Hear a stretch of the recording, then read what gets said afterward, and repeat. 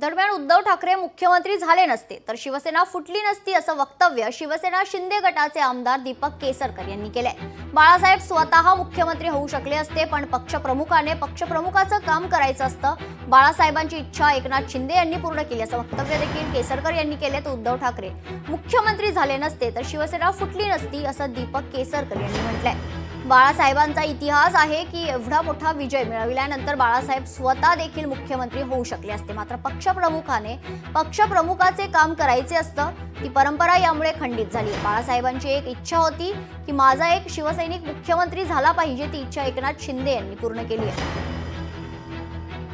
बाळासाहेबांचा एक इतिहास राहिलेला आहे। एवढा मोठा विजय मिळवल्यानंतर बाळासाहेब स्वतः मुख्यमंत्री होऊ शकले असते, परंतु पक्षप्रमुखाने पक्षप्रमुखाचं काम केलं पाहिजे आणि त्यांनी सत्तेवर नियंत्रण ठेवलं पाहिजे।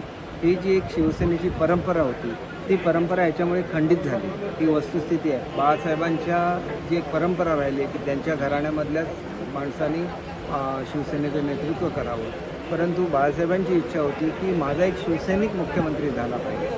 ती इच्छा मात्र पूर्ण झाली नाही, ती एकनाथ शिंदे साहेबांनी पूर्ण केली। लोकशाही मराठी ऐका, पहा, जागरूक रहा।